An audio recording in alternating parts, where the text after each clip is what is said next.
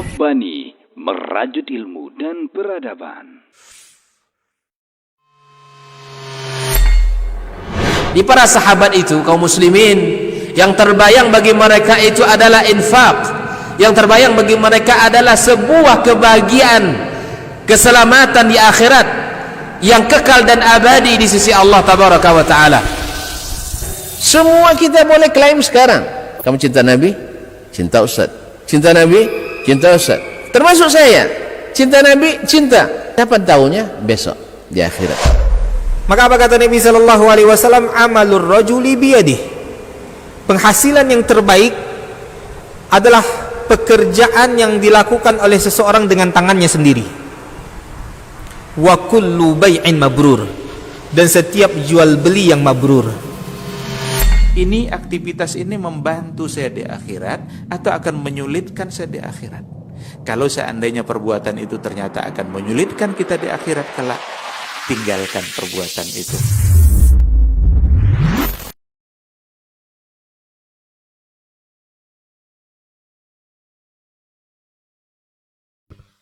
Alhamdulillahirrabbilalamin. Hamdan katsiran thayyiban mubarakan fi kama yuhibbu rabbuna wa yarda.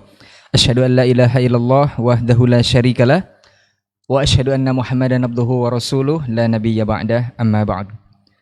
91,1 FM Radio Robbani, merajut ilmu dan peradaban, generasi Robbani dan pemirsa KMTV dimanapun Anda bisa menyimak siaran kita.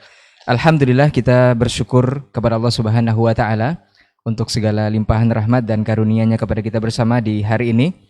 Kemudian salawat dan salam kepada Nabi Muhammad SAW selaku qudwah dan uswah hasanah kita dalam kehidupan.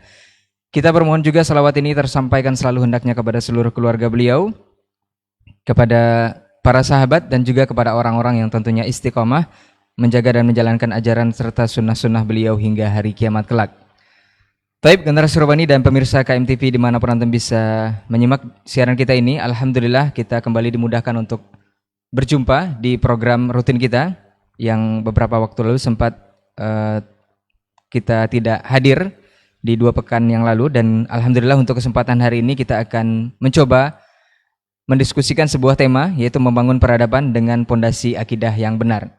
Alhamdulillah ketiga narasumber kita udah berkesempatan hadir di studio, yakninya Ustadz Dr. Dasman Yahya Ma'ali LCM Hafizahullah Ta'ala, Ustadz Dr. Hidayatullah Ismail LCM Hafizahullah Ta'ala, dan juga Ustadz Dr. Helmi Basri LCM Hafizahullah Ta'ala. Kemudian pemirsa KMTV dan juga generasi Robbani dimanapun Anda bisa menyimak siaran kita, seperti biasa kita akan bagi dialog kita ini di 2 sesi. Di sesi pertama kita akan mendengar pendahuluan atau mukadimah dari masing-masing narasumber kita.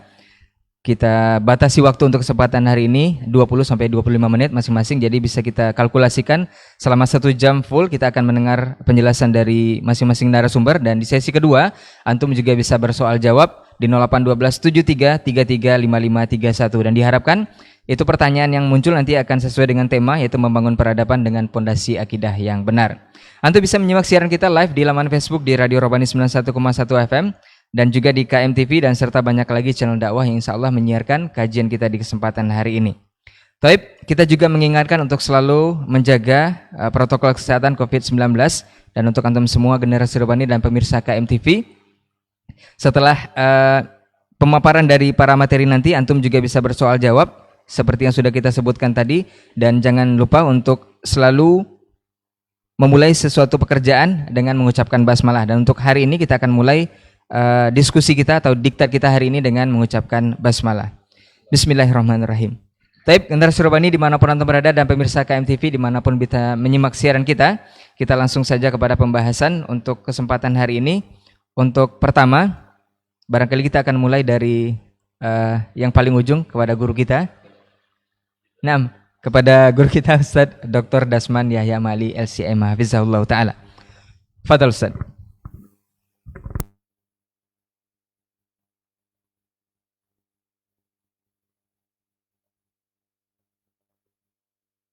Assalamualaikum warahmatullahi wabarakatuh. Alhamdulillahil wahidil qahar, al-azizil jabbar,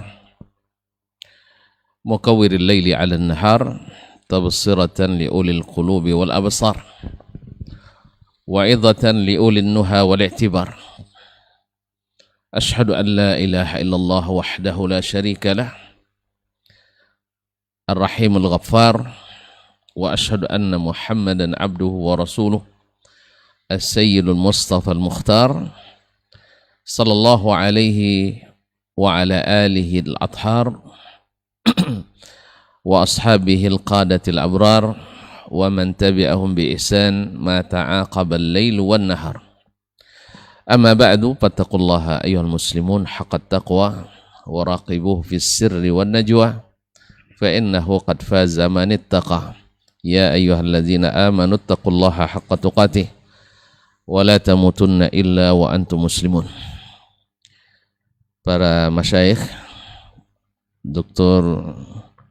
Helmi Basri, LCMA, Dr. Hidayatullah Ismail, LCMA, dan saudara-saudaraku yang bertugas di studio Kampar Mengaji di Radio Robbani 91,1 FM ataupun di media-media lain yang bekerja sama untuk saling bersama dalam ta'awun 'alal birri wat taqwa menyebar dakwah ini. Pada pagi ini alhamdulillah cerah, walaupun akan datang mendung nampaknya. Mudah-mudahan secerah hati dan iman kita. Mudah-mudahan kegiatan pada hari ini Allah berikan taufik dan diberkahi. Ma'asyira al-kiram, al-masyayikh al-akarim, wal-hudur, wal-mustami'un, wal-musyahidun, wal-mustami'at, wal-musyahidat, bapak dan ibu, saudara dan saudari, serta adik-adik dan anak-anak yang saya muliakan, saya hormati dan saya cintai. Pada pagi ini para masyayikh dan teman-teman mengangkat tema yang sangat besar. Mungkin waktu 2 jam ini tidak cukup, tapi karena di masa kita memang ilmu dibatasi waktu. Kalau masa orang dulu waktu tidak dibatasi oleh ilmu. Memang kalau belajar dulu sampai selesai baru habis waktunya. Kalau sekarang habis waktu, ilmunya belum selesai. Tapi seperti kata orang-orang Arab yang kita sering belajar kepada mereka, ma la yudraku kulluhu la yutraku kulluhu. Kalau tidak bisa dapat semuanya, juga tidak tinggalkan semuanya, ambil sebagiannya. Mudah-mudahan Allah berikan taufik dan tasdid lil qaulil haqq. Amin ya rabbal alamin. Pada pertemuan-pertemuan sebelumnya kita sudah sebutkan apa yang dimaksud dengan peradaban. Peradaban mencakup sebuah sistem dari gabungan berbagai aturan-aturan baik berkaitan dengan agama, sosial, politik, masyarakat, ekonomi dan keamanan yang mengatur kehidupan ini menjadi lebih baik dan lebih menyenangkan. Dan kita sepakat pula seluruh kaum muslimin dan muslimat bahwa tidak ada peradaban yang lebih teratur dan tersistem yang menjamin keteraturan alam ini seperti peradaban yang dibangun oleh Islam. Dan fakta sejarah pun tidak terbantahkan, di mana Islam yang dibawa oleh Nabi SAW mendatangkan ketenteraman, rahmatan lil alamin. Tidak kita temukan pada peradaban manapun. Oleh itu, maka peradaban yang besar, peradaban yang benar tak boleh lepas dari pondasi yang kokoh. Pondasi yang dibangun di atas bahan-bahan original, bahan-bahan asli, bukan bahan sintetis apalagi KW. Karena Nabi SAW diutus oleh Allah SWT. Dalam pertemuan sebelum ini kita sudah sebutkan bahwa peradaban orang jahiliyah dibangun di atas kecerdasan mereka. Mereka orang-orang cerdas, bukan orang-orang tidak cerdas. Buktinya peninggalan sejarah dan peradaban mereka berkekalan sampai hari ini. Mereka itu orang hebat. Sebutlah Fir'aun misalnya di Mesir dengan piramidanya. Abul Ghaul. Abul Haul. Nah, kemudian Cina misalnya dengan tembok raksasanya, dan Madain Salih umat Nabi, umat kaum Thamud, masih peninggalannya di Madain Salih masih berkekalan. Yang kita sendiri hari ini dengan kemajuan teknologi terheran-heran dan terpaku melihatnya. Tetapi peradaban mereka sangat rapuh. Seperti orang barat hari ini sendiri. Mereka memang di dalam menciptakan alat kelengkapan kehidupan manusia, teknologinya mereka maju. Tapi sayang sistem rumah tangga kacau balau. Sistem perekonomian morat-marit. Dan sistem keamanan apalagi terancam. Tetapi Islam alhamdulillah, maka benarlah Allah ketika mengatakan alladzina amanu wa lam yalbisu imanahum bidzulmin ulaika lahumul amnu wa hum muhtadun. Orang-orang yang beriman dan tidak mencampur adukkan imannya atau tidak mengaburkan imannya bidzulmin, dengan kezaliman, mereka lah yang mendapatkan rasa aman wahum muhtadun, dan mendapat petunjuk. Jadi memang antara keamanan dengan mendapatkan hidayah itu sangat berkaitan. Orang kalau berada di jalan hidayah, orang sibuk di sana sini, dia tetap aman. Tapi orang yang tidak di atas hidayah, walaupun dia mencoba aman tapi merasa tidak aman. Oleh itu, kita akan dapatkan orang-orang yang yakin dengan sebuah kebenaran, dia tak akan pernah risau disalahkan. Tapi orang yang ragu dengan sebuah kebenaran, karena hanya berdasarkan perkiraan dan perasaan, risau untuk disalahkan. Risau. Ma'asyar kiram dirahmati Allah. Oleh sebab itu, sebuah peradaban yang besar mesti dibangun di atas akidah yang benar. Oleh itu, kita lihat Allah sendiri yang mengatur. Di saat Nabi diutus untuk membangun peradaban Islam, sistem yang tidak la yu'la alaihi, ya'lu wa la yu'la alaihi, yang tinggi tak ada yang bisa melampauinya.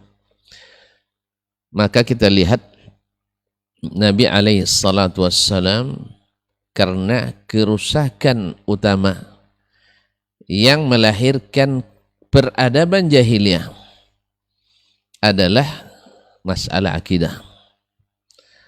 Mereka tidak menerima keyakinan kecuali yang sesuai dengan pemikiran dan perasaan. Mereka tidak mau beriman kecuali yang bisa disaksikan dan dirasakan. Dan mereka tidak membuat aturan kecuali yang menurut mereka itulah yang sesuai dengan kepentingan. Maka ini yang ingin Allah roba melalui perutusannya Rasulullah SAW. Sekarang wahai orang-orang beriman, kalian mesti beriman seperti yang Allah inginkan, bukan seperti yang kalian inginkan. Nu'minu billahi kama yurid, la kama nurid. Kama annana na'budullaha kama yurid, la kama nurid. Maka beriman kepada Nabi SAW artinya yang benar, syarahnya adalah beriman kepada seluruh berita yang disampaikannya. Yang kedua adalah menaati seluruh yang diperintahkannya. Dan yang ketiga adalah meninggalkan semua yang dilarangnya. Dan yang keempat, tidak beribadah kepada Allah kecuali dengan yang disyariatkannya. Nah, inilah iman. Maka bertauhid kita dalam beribadah dalam niat, dan bertauhid kita dalam beribadah dari sisi cara. Nah, karena kerusakan jahiliyah dulu akibat meninggalkan ilmu wahyu ini, keyakinan ini, ketidakpatuhan ini, maka Nabi SAW difokuskan oleh Allah Tabaraka wa Ta'ala selama di Makkah itu membangun akidah. Dan selanjutnya ketika pindah ke Madinah hijrah sallallahu alaihi wasallam, beliau di samping membangun akidah terlepas dari keterkaitan jahiliyah yang hanya berlandaskan pada pemikiran dan perasaan, di samping itu beliau juga diberikan ilmu-ilmu yang berisi aturan-aturan baik yang berkaitan dengan ibadah, hubungan vertikal kepada Allah Subhanahu wa taala, maupun dalam bermuamalah, hubungan horizontal sesama manusia. Ma'asyiral kiram dirahmati Allah. Nah, kalaulah Nabi SAW 13 tahun di Makkah dan 10 tahun di Madinah, senantiasa dalam dakwahnya menjelaskan hal-hal yang berkaitan dengan akidah. Sebab ibadah selalu dikaitkan dengan akidah. Salah kita mengatakan ibadah pisah dari akidah, itu hanya pemisahan secara akademis, secara keilmuan saja. Tapi secara asal, ketika kita menisbatkan misalnya salat hukumnya wajib, yang wajib menurut siapa? Menurut Allah Tabaraka wa Ta'ala. Berarti kita menisbatkan hukum wajib ini kepada Allah. Ini akidah. Ketika kita menisbatkan bahwa salat hari raya hukumnya sunat, nisbatkan ke mana? Kepada Allah Tabaraka wa Ta'ala. Atau ketika kita katakan bahwa al-akhlaqul karimah menyebabkan atau sebab utama orang masuk surga. Dari mana kita? Ini masalah akidah. Semuanya tak lepas dari akidah. Maka kalaulah Allah Subhanahu wa taala jelaskan masalah yang masih ada ruang ijtihad di dalamnya, berlaku analogi dan kias di dalamnya, lalu Allah jelaskan dengan bahasa yang terang benderang, dengan bahasa yang bil wada' yufham, kalamnya al-lafzul murakkabul mufidu bil wada'. Tentu masalah akidah adalah masalah yang tak mungkin dijelaskan kecuali dengan cara yang jelas itu. Tak mungkin dengan bahasa yang sifatnya mutasyabihat. Karena di situ tak berlaku analogi. Tak bisa ada bisa dikomparasikan. Tidak bisa pula dipikirkan. Tak ada ijtihad di dalamnya.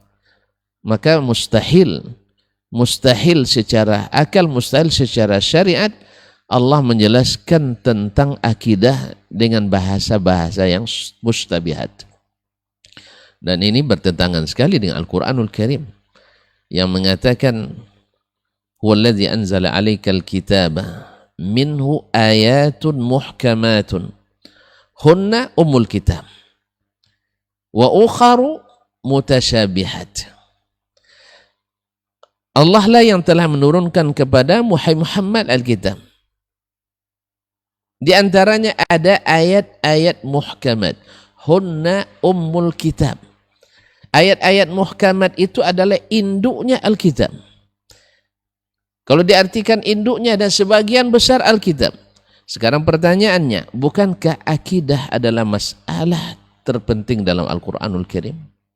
Bukankah masalah akidah adalah bagian terbesar dalam Al-Quranul Karim? Maka oleh sebab itu, ikhwani wa akhwati billah, kaum muslimin dan muslimat yang senantiasa dirahmati Allah, mari kita buka cara berpikir kita. Bahwasanya logiskah Allah menyuruh kita mencari sesuatu yang tak berlaku ijtihad di dalamnya? Mungkinkah Allah menjelaskan dengan bahasa yang samar-samar sesuatu yang tak mungkin diperbandingkan dengan yang lain? Ini mustahil. Maka Al-Quranul Karim, atau mungkinkah Allah mengatakan sesuatu tentang dirinya dengan bahasa yang tak dipahami maknanya? Lalu apa yang mau diyakini? Hurufnya saja tanpa ada makna. Mustahil. Berarti Al-Quran itu abath. Dan Allah Subhanahu wa taala mengatakan bahwa Al-Quran bukan abath. Makhluk, bahkan makhluk yang Dia ciptakan tak ada yang main-main. Lalu Allah katakan bahwa ini main-main. Dan kemudian kaum muslimin dan muslimat, sesuatu yang dilihat nyata saja potensi berikhtilafnya lebih besar. Apalagi dalam sesuatu yang tak terlihat pasti lebih besar. Maka bertentangan sekali dengan Al-Quranul Karim bahwasanya menjadikan ayat-ayat yang berkaitan dengan Allah Subhanahu wa taala ada ayat mutasyabihat. Kalau kita merujuk kepada para sahabat, mereka dalam hal ini tak pernah ikhtilaf.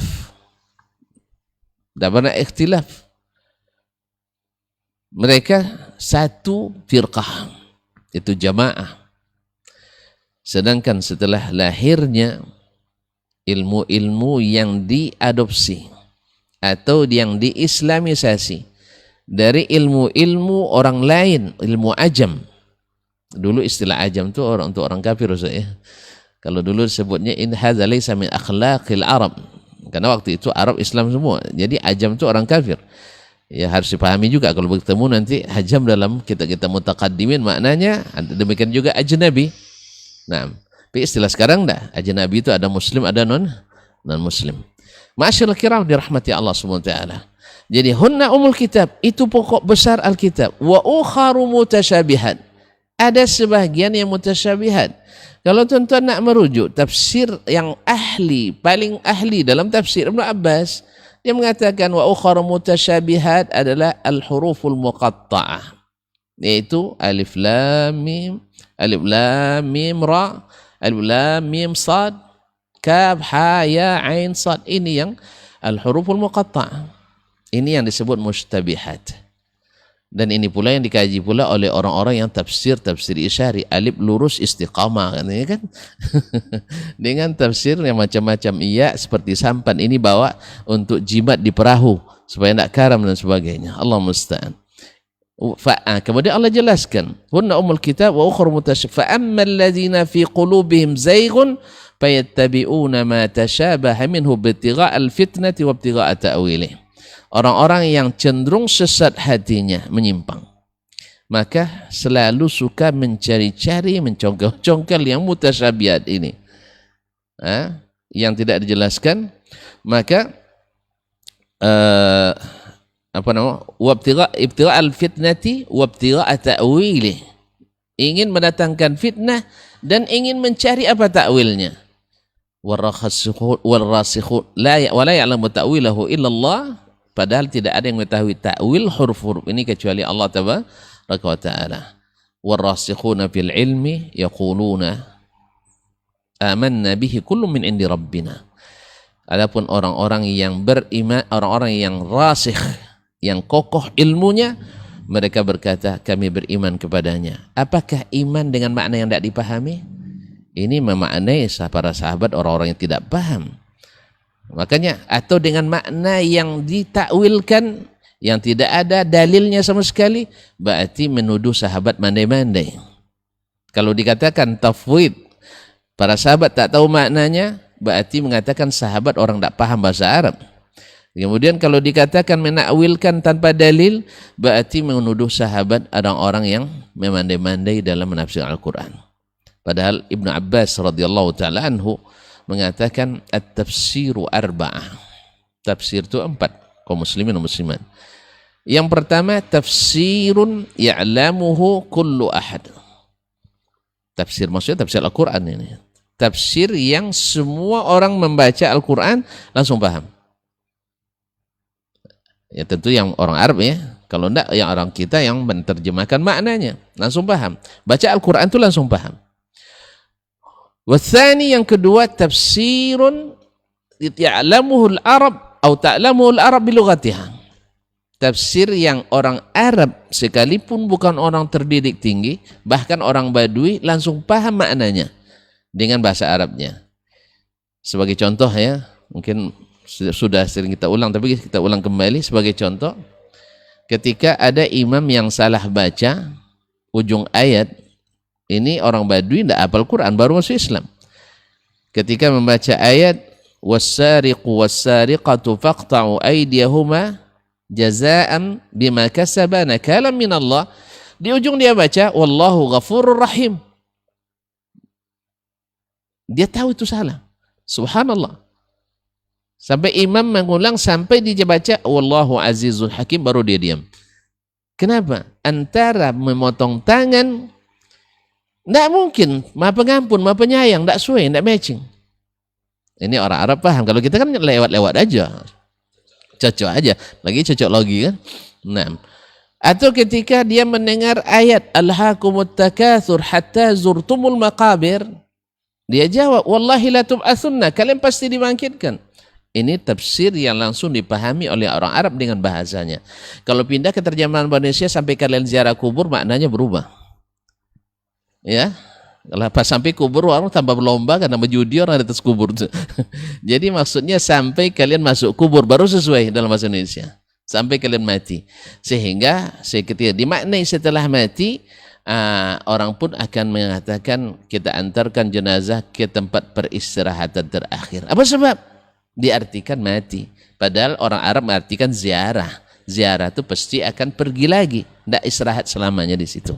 Jadi ikhwani kaum muslimin dan muslimat dirahmati Allah, ini tafsir yang kedua. Kata Abdullah bin Abbas, Imamul Mufassirin, Mufassirul Mufassirin. Kemudian yang ketiga, tafsirun la ya'lamuhu illa ulama. Tafsir yang tak diketahui kecuali oleh para ulama. Yang keempat, tafsirun la ya'lamuhu illallah. Yang keempat adalah tafsir yang tak diketahui kecuali oleh Allah. Kemudian beliau katakan, yang pertama dan kedua itu yang paling banyak. Yang pertama dan yang kedua itu yang paling banyak. Sedangkan yang ketiga, tafsir yang tidak diketahui kecuali oleh ulama itu sedikit. Wa aqallu min dzalik ar-rabi'. Tafsir yang lebih sedikit adalah yang keempat, yang tidak diketahui kecuali oleh Allah. Dan dalam tempat lain beliau tafsirkan al-huruful muqatta'ah. Ini tidak perlu dibahas, kita beriman saja. Nah, sekarang balik ke masalah akidah tadi, hunna ummul kitab. Lalu dikatakan sebagai ayat-ayat mutasyabihat, bahwa satu huruf dari sahabat, dari tabi'in, bahkan dari imam-imam yang empat, yang mengatakan bahwa ayatus sifat minal mutasyabihat dengan nas tidak akan ditemukan. Karena apa? Allah SWT telah menyifati kitabnya dengan bilisanin arabiyyin mubin, dengan lisan Arab yang menjelaskan. Dengan lisan Arab yang menjelaskan. Nah, kalimat mubin, kalau tuan-tuan merujuk Al-Jauhari dalam As-Sihah, dia mengatakan al-mubin itu baru dikatakan mubin bila melengkapi dua syarat. Syarat pertama, yang berbicara mampu menyampaikan, mengungkapkan dengan bahasanya apa yang ingin dia sampaikan. Yang kedua, seseorang yang mendengar langsung paham. Seseorang yang mendengar langsung paham. Pertama, yang mengatakan mampu menjelaskan apa yang diinginkan. Yang kedua, yang mendengar langsung paham apa yang disampaikan dengan kalamnya itu. Nah, sekarang Allah mengatakan tentang dirinya, misalnya tentang bal yadahu mabsutatan, atau tentang yukallimuhu rabbuh, Allah berbicara langsung. Kemudian Ar-Rahmanu 'alal 'arsy istawa, dan seterusnya baik dalam Quran maupun hadis Nabi alaihissalam. Lalu kita katakan ini mutasyabihat, berarti tidak mubin. Berarti Allah tidak mampu menjelaskannya, karena kita tidak mampu memaknai dengan bahasa yang asli. Ini bertentangan dengan Al-Quranul Karim. Dan oleh sebab itu, ketika di masa sahabat Nabi SAW, para tabi'in, tidak ada dikenal bahwa ayat-ayat yang berkaitan dengan akidah adalah ayat mutasyabihat. Justru mereka mengimaninya dengan makna yang zahir, seperti yang Allah sebutkan dalam Al-Quran bilisanin Arabiyyin mubin. Dan mereka orang yang paham, sebab tidak mungkin mendapatkan amalnya diridhai, diterima kecuali beramal dengan yang paham.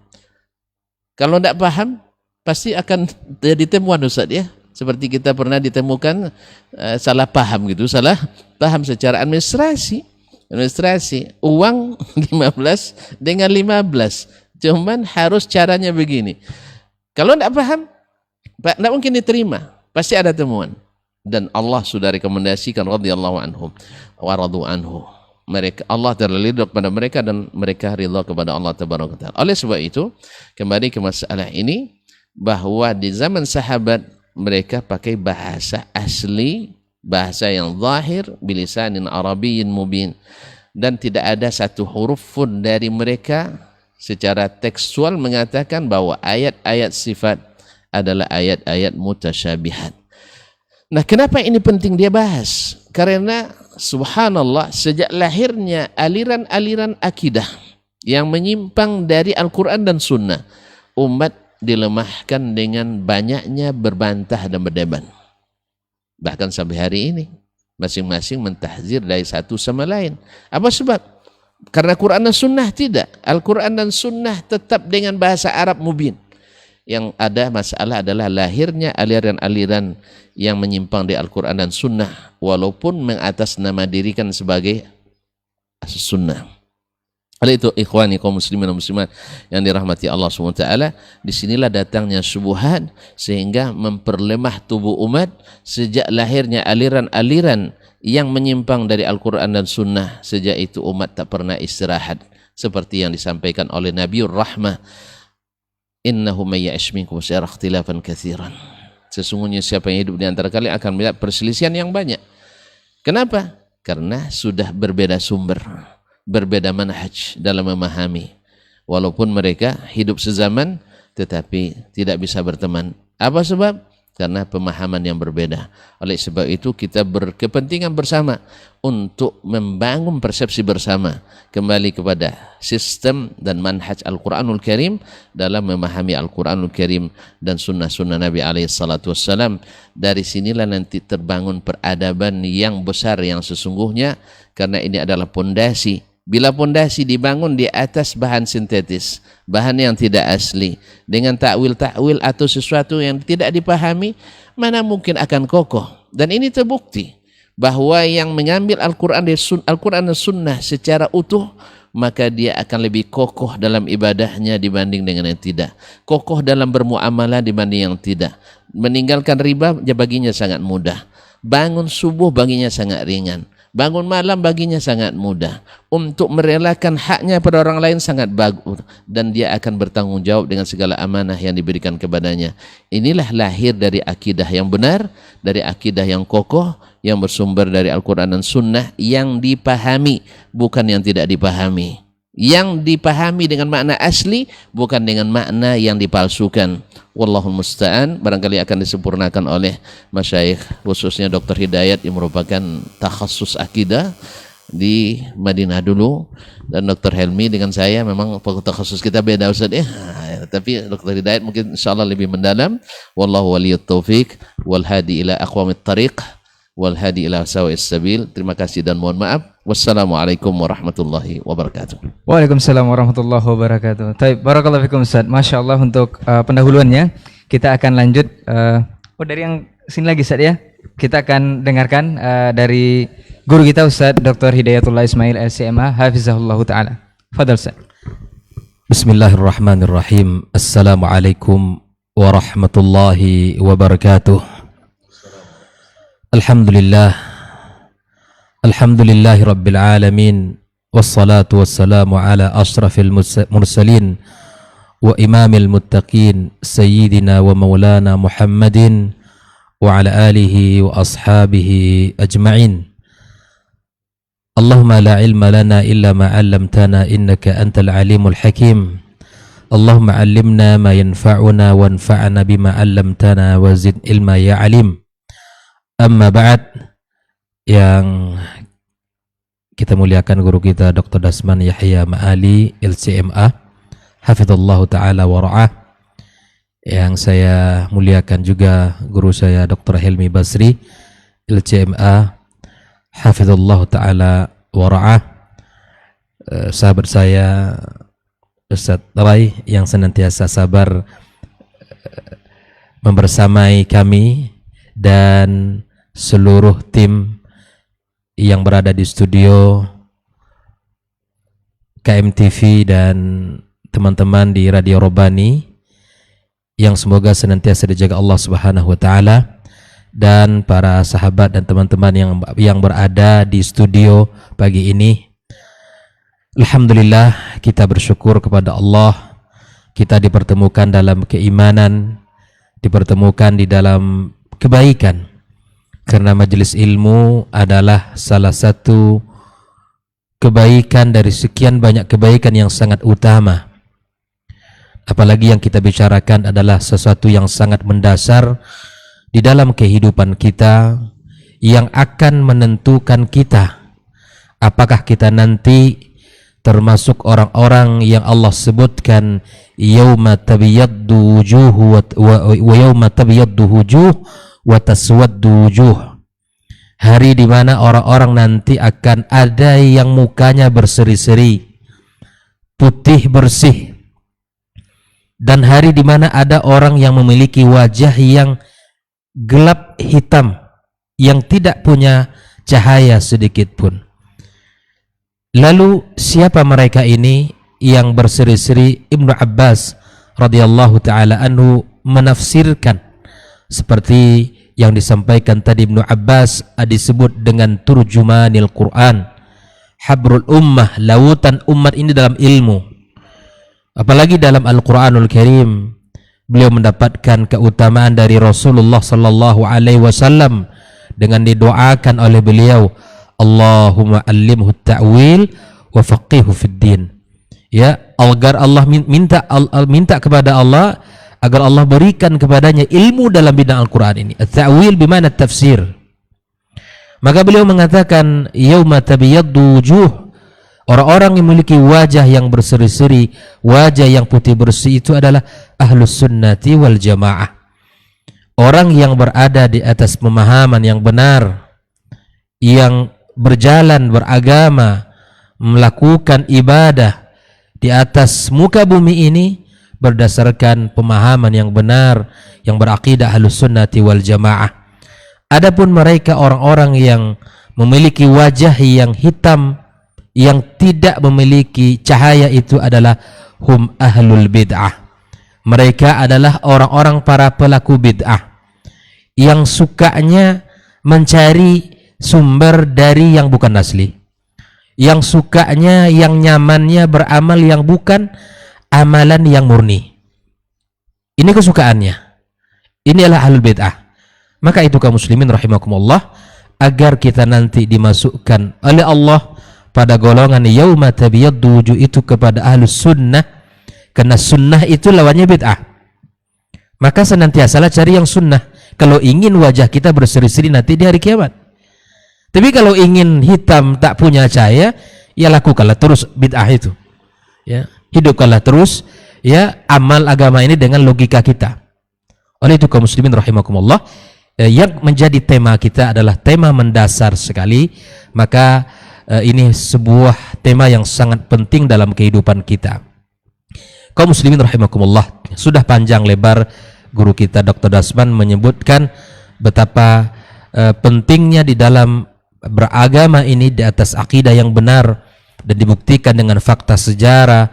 Ya, Rasulullah sallallahu alaihi wasallam berdakwah, Al-Quran turun 13 tahun lamanya di Mekah itu ala qadiyatin wahidah. Yang dibicarakan itu temanya adalah satu permasalahan saja, la ghair. Ini secara umum ya, yaitu tentang akidah, tentang tauhid. Ini menunjukkan bahwa akidah itu sangat penting. Akidah itu jalan keselamatan, akidah itu jalan kebahagiaan. Maka kalau kita ingin selamat, perbaiki akidah kita dengan merujuk kepada sumber akidah yang paling benar. Saya akan sampaikan satu perkataan yang sangat indah dari Syekhul Islam Ibnu Taimiyah rahimallahu taala, dari mana kita harus ambil akidah kita. Ya.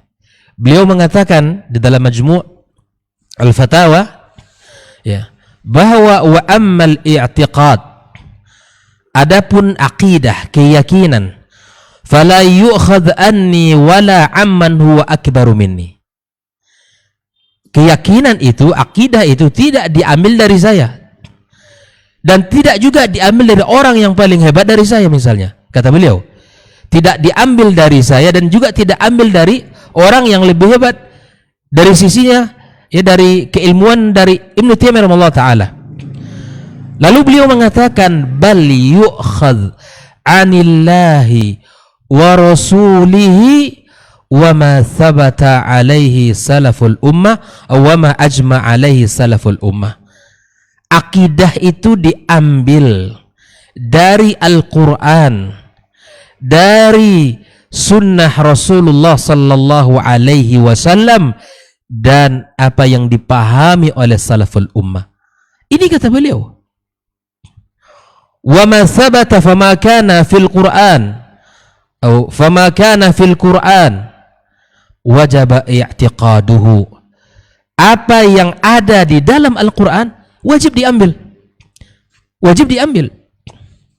Wa kadzalika ma thabata fil ahadits as-sahihati misli sahih al-Bukhari wa Muslim. Dan akidah itu juga diambil, wajib diambil dari hadis-hadis yang sahih yang terdapat seperti dalam kitab Sahih Bukhari dan Muslim. Ini menunjukkan bahwa perkara akidah, keyakinan, bukan perkara manusia yang menentukannya, yang memilihnya. Itu hak Allah Azza wa Jalla yang disampaikan melalui lisan Rasulullah sallallahu alaihi wasallam dan dipahami oleh murid-murid beliau, para sahabat Nabi yang mulia. Itu akidah. Maka Allah lebih faham dengan apa yang Allah sebutkan tentang dirinya. Allah lebih faham dengan apa yang Allah sampaikan tentang dirinya, yang difahami oleh Rasulullah sallallahu alaihi wasallam. Seperti yang sering disampaikan dalam bab, ya, Ar-Rahmanu 'ala Arsy istawa. Allah yang menyampaikan itu tentang dirinya, kaum muslimin. Lalu apakah kita nanti kemudian yang melenceng, memahami itu sulit dipahami, itu sulit dimaknai. Kita mentanzih Allah dengan melalui akal kita. La haula wala quwata illa billah. Maka kaum muslimin rahimakumullah, jika kita berbicara tentang akidah, kembalikanlah kepada apa yang Allah sampaikan di dalam Al-Quranul Karim dan apa yang disampaikan oleh Rasulullah sallallahu alaihi wasallam dan dipahami oleh para salafil ummah, para sahabat, para tabi'in dan tabi'in. Kaum muslimin rahimakumullah, kita melihat pula bahwa ketika di dalam akidah, bahwa kita tidak boleh berkreasi, tidak boleh kita memahami dengan akal pikiran kita sesuai dengan apa yang kita inginkan. Bukankah Nabi Yusuf alaihissalam ketika beliau mendakwahkan dua sahabat yang berada dalam penjara, maka dia mengatakan kepada mereka berdua, arbabun mutafarriquna khairun amillahul wahidul qahar. Beliau menasihati, apakah Rabb yang kalian sembah yang banyak ragam itu, yang beraneka macam itu, lebih baik dari Allah yang Maha Esa dan Maha Qahar? Coba lihat, ini kalimat seorang nabi yang mulia. Ma ta'buduna min dunihi illa asma'an sammaitumuha antum wa aba'ukum. Sesembahan yang kalian sembah selain Allah itu tak ubahnya hanya nama-nama yang kalian sebut. Nama-nama yang kalian sebut dan disebut oleh bapak kakek kalian. Ma anzalallahu biha min sultan. Allah tidak menurunkan dalil untuk itu. Maka sangat gampang kaum muslimin, mudah sekali. Kalau ada orang yang mengatakan ini keyakinannya begini, katakan, mana dalil Al-Quran dan Sunnahnya? Katakan, ma qala Allah wa qala Rasul fi hadhil masalah. Apa kata Allah dan Rasul? Jadi akidah Ahlus Sunnah wal Jamaah itu mudah, tidak rumit dia. Jelas sanad untuk mengambil ilmunya kemana. dia muttasil ya, kepada sumber yang murni, kepada Al-Quran dan kepada Rasulullah Sallallahu Alaihi Wasallam melalui sunnahnya, dan dipahami oleh para sahabat Nabi yang mulia. Kaum muslimin rahimakumullah. Makanya Syekhul Islam Ibnu Taimiyah ketika ditanya pula, wahai imam, kenapa engkau fokus banget? Kenapa fokus kepada pembahasan akidah? Karena rata-rata pembahasan karya-karya beliau itu luar biasa, fokus kepada pembahasan akidah. Kata beliau, karena ketika penyimpangan umat terhadap akidah ini bahayanya luar biasa. Kalau melenceng umat ini dari sisi akidah, efeknya berat. Adapun masalah fikih, perbedaan ikhtilaf dalam masalah fikih, selama tidak keluar pada dalam ijma', maka tidak memiliki konsekuensi yang sangat berat. Tidak seperti melencengnya seseorang dalam urusan akidah. Dan ini dibuktikan oleh beliau dalam karya-karya yang sangat banyak. Beliau menulis kitab Al-Jawabus Sahih Liman Baddala Dinil Masih. Itu jawaban terhadap orang-orang Nasrani. Itu 6 jilid. Silakan dibaca itu. Beliau menulis kitab Minhajus Sunnah. Ini jawaban terhadap syubhatnya orang-orang Syiah. Ini 9 jilid. 9 jilid. Beliau mengarang Dar'u Ta'arudul Aqli wa Naql.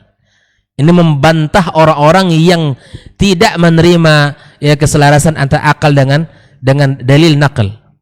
Ini membantah orang-orang ahlul kalam, para filsafat. Ya. Ini baca muqaddimah aja memang capek gitu. Panjang. Bahkan ada yang mengatakan membaca aja cepat tua karena membantah perkataan orang-orang filsafat di situ. Ada buku yang At-Taqdis. Itu jawaban terhadap Razi, dan menjelaskan membayankan tentang syubhat Jahmiyah tentang bab asma dan sifat. Itu 11 jilid, 9 jilid. Afwan 8 jilid ya. Dia asas jawaban terhadap asas Taqdis punya Ar-Razi. Itu semua ditulis oleh beliau. Dan masih banyak kita Iqtida' Shiratal Mustaqim, Darut Ta'arud, membantah orang-orang yang tadi yang saya katakan orang-orang filsafat. Makanya beliau mengatakan, wah, kenapa fokus pada bidang akidah? Karena pelencengan, penyelewengan terhadap akidah, efeknya bahaya. Maka itu kaum muslimin, ya, dan dia tidak terlalu fokus kepada bidang fikih, walaupun dalam kitab Majmu' Ustaz, itu memang coraknya fikih. Yang dia tidak serius menulis 36 jilid. Ini tidak seriusnya itu. Ya, ini para ulama kita, kaum muslimin rahimakumullah.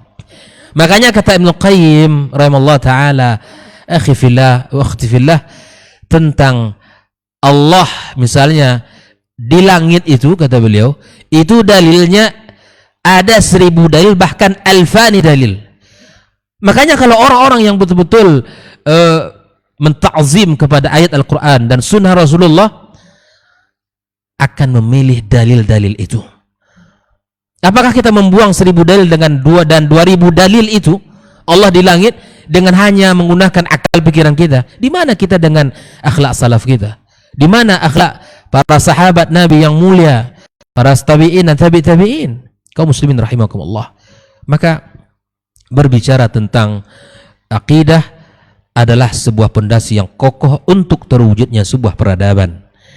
Dan kita tahu pula bahwa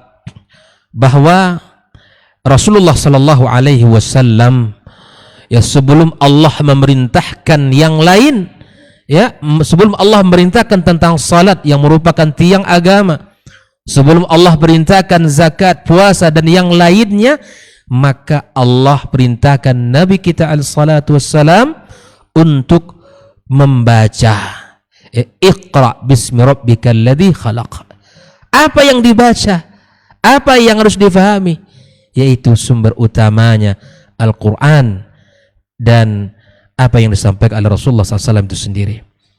Maka itu kaum muslimin, kalau ingin kembalikan peradaban dengan akidah, pondasi akidah yang benar, maka bacalah 2 sumber utama akidah kita, yaitu Al-Quran was Sunnah, dan bangun di atas pemahaman as-salafil ummah. Insya Allah peradaban kita akan tegak, akan Allah mudahkan itu terwujud insya Allah dalam kehidupan kita, jika betul-betul kita ini kembali kepada apa yang telah disampaikan Allah dan Rasulnya, dan kita mengikut jalan para sahabat Nabi dan para tabi dan tabi'in di dalam memahami agama ini. Wallahu ta'ala alam. InsyaAllah akan ditambahkan oleh guru kita Dr. Hilmi biidznillahi ta'ala. Assalamualaikum warahmatullahi wabarakatuh. Waalaikumsalam warahmatullahi wabarakatuh. Baik, jazakallah khairan Ustaz. Masya Allah.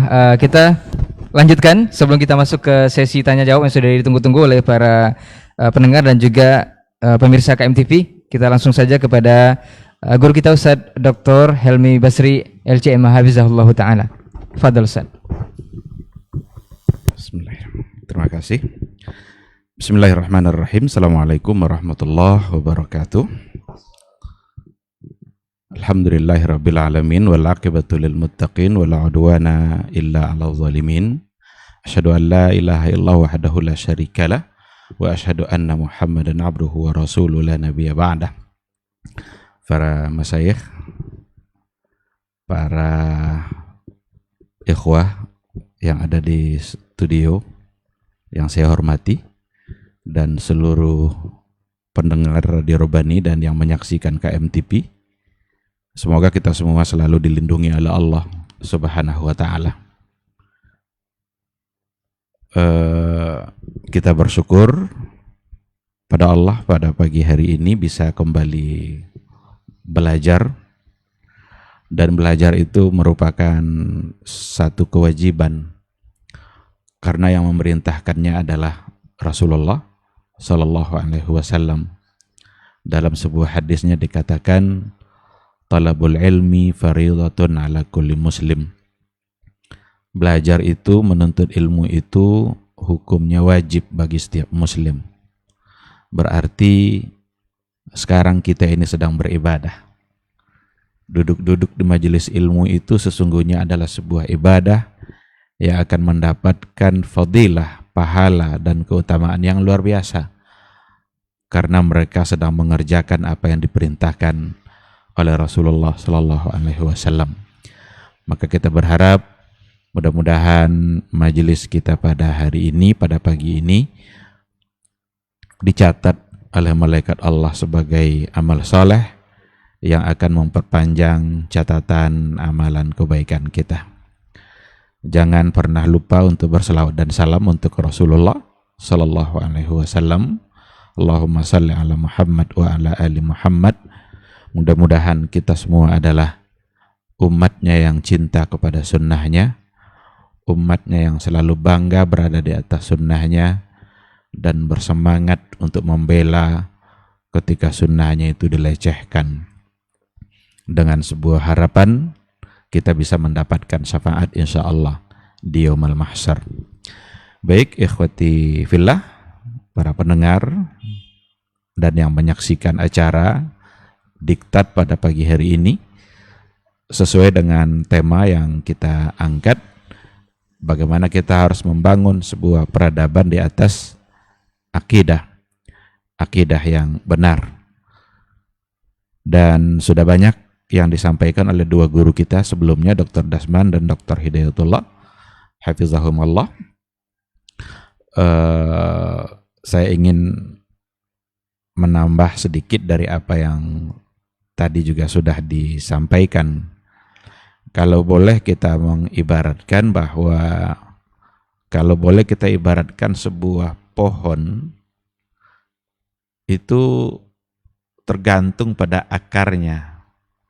Suplai nutrisi untuk pohon itu nanti dari akarnya. Dan kalau seandainya kita ibaratkan kepada sebuah bangunan, itu dia dibangun di atas sebuah pondasi.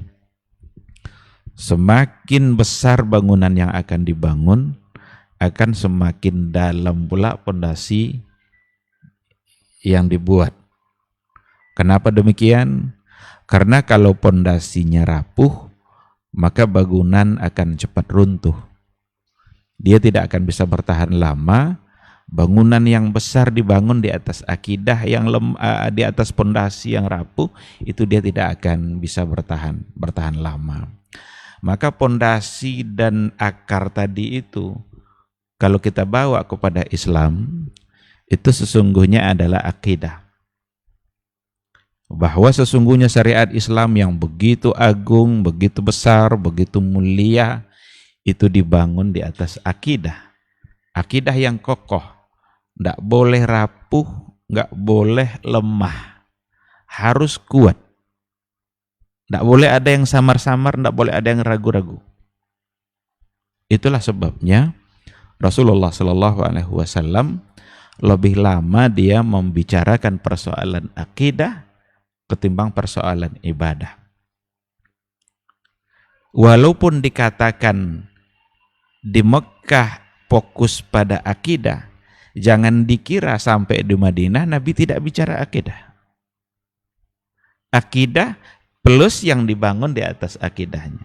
Maka ayat-ayat yang turun di Madinah itu banyak yang diawali dengan ya ayyuhallazina amanu. Ini persoalan akidah sebenarnya. Karena ajakan untuk orang-orang beriman, orang-orang yang berakidah. Kenapa begitu Nabi mementingkan persoalan akidah? Karena Nabi tahu kalau akidah ini sudah kuat, kalau akidah ini sudah kokoh, kalau hamba itu sudah kenal secara baik kepada Rabb-nya, kepada siapa Allah-nya, maka dia akan mudah untuk menerima perintah-perintah apapun yang datang dari Allah Subhanahu wa Ta'ala. Tapi kalau akidahnya yang belum kuat, belum kenal dia dengan siapa yang memerintahkan, belum tahu dia, belum disampaikan kepadanya sebesar apa, sedahsyat apa neraka Allah ketika ia membangkang, maka dia akan lalai-lalai saja dalam menerima perintah. Nah, dan itu terbukti memang ketika di Madinah itu berdatanganlah ayat-ayat hukum. Ayat hukum itu nanti dari dua sisi, ada perintah, ada larangan. Apapun yang diperintahkan oleh Allah melalui Rasulnya ketika itu, mudah aja bagi sahabat. Kalian berikan sebahagian harta yang kalian punya, jangankan sebahagian, semua mereka siap. Karena mereka tahu apa yang akan didapat dari yang memerintahkan. Tapi ketika akidahnya lemah, ketika diajak untuk memberikan sebahagian harta, jangankan sebagian, lebih kecil dari sebagian itu dia tidak mau. Karena dalam pikiran dia yang bekerja, dia yang banting tulang, dia yang menghabiskan waktu mencari harta. Masa tiba-tiba diberikan ke orang lain? Lupa dia dengan yang memberikan. Maka persoalan akidah diperkenalkan dia dulu kepada yang memberikan harta itu. Seperti apa surga dan nerakanya, apa yang akan didapatnya dengan memberi itu, setelah itu baru diperintahkan untuk memberi. Jadi sahabat-sahabat dulu orang-orang yang sangat kokoh akidah dan keimanannya, dan begitu mudah mereka untuk menerima perintah dan larangan Allah. Meskipun larangan itu sesuatu yang sudah mendarah daging bagi mereka. Itu minum khamar umpamanya. Minum khamar itu bagi orang jahiliyah dulu, masyarakat dulu, termasuk di antaranya sahabat, itu biasa mereka minum. Rasul selamat dari itu, tidak pernah dia mau minum. Abu Bakar juga tidak pernah. Nah, hal yang sudah sebegitu lumrah dalam kehidupan mereka, ada di antara sahabat itu yang mau minum gini, udah di gelas, dia di tangan gelas gelas itu udah di tangannya, tinggal diminum aja. Disampaikan kepada dia, hei, sudah turun ayat haram khamar. Ketika dia mendengarkan itu, langsung dibuangnya, ditumpahkannya. Ini tidak bisa ini sikap ini kecuali kalau berdasarkan kepada akidah yang kokoh. Tapi kalau akidahnya lemah, kan sekali ini aja, nanti enggak. Yang kokoh akidahnya dia enggak berpikir seperti itu. Disinilah pentingnya membangun sebuah peradaban itu di atas akidah yang sahih, akidah yang benar, agar kita mudah untuk mudah untuk mengamalkan, menerima perintah dan larangan dari Allah Subhanahu wa taala. Kalau tidak nanti akan diakal-akali perintah Allah itu. Akan diakal-akali nanti perintah Rasulullah sallallahu alaihi wasallam karena dia belum mengenal siapa yang memerintahkannya. Oleh karena itulah ikhwati fillah al-musyahidin wal musyahidat al-mustami'in wal mustami'at rahimani Allah wa iyyakum, bahwa persoalan akidah bahkan itu sudah ada mulai dari ayat yang pertama kali diturunkan oleh Allah Subhanahu wa taala. Itu surat Iqra itu 5 ayat yang pertama itu, kalau tadi sudah disinggung soal membacanya, sesungguhnya ada satu hal yang sangat substantif dalam persoalan itu. Pada ayat yang pertama itu sesungguhnya Allah sedang bicara tentang akidah. Allah bicara tentang iman. Allah ingin memperkenalkan siapa dia. Jadi dari awal ayat itu ingin didudukkan oleh Allah eksistensi dia sebagai khalik dan insan sebagai makhluk. Maka kan Iqra bismi rabbikal ladzi khalaq.